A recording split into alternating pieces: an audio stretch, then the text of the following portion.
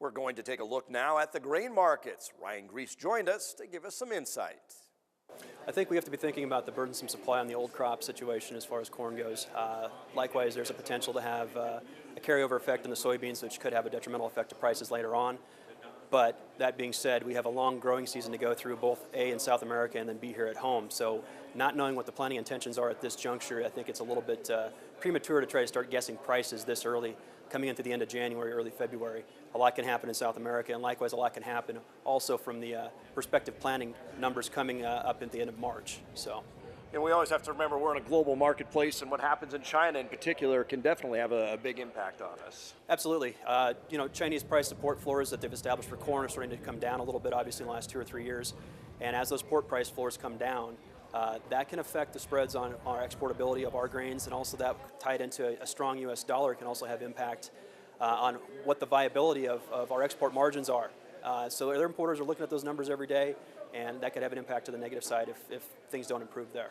You mentioned a strong U.S. dollar, and I think sometimes we hear, oh, strong must be good. That means the buying power from our foreign buyers is diminished, and that continues to be a challenge. Yes, and it still is. We still have a very strong dollar, and the problem is, of course, it does a great job for us on the buying side as consumers importing foreign products, but the exportability of our products, particularly in ag, it's tantamount that the dollar strength that's out there right now needs to come down in order to start making our grains more competitive as time goes on through the export potentials. Because we have to remember that South America is coming online with a crop here pretty soon, and they will be our adversary shortly on their new crop production versus our old crop supply.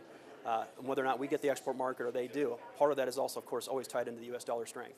As a guy is starting to gear up and thinking about planting in a couple of months here, what are kind of the big things that somebody needs to be thinking about in terms of their marketing plan going into what looks again to be another difficult year?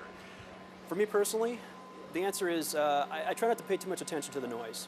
There's a lot of minutia, there's a lot of people throwing their prices out there, their pricing forecasts, and the truth is they don't know any better than you or I do.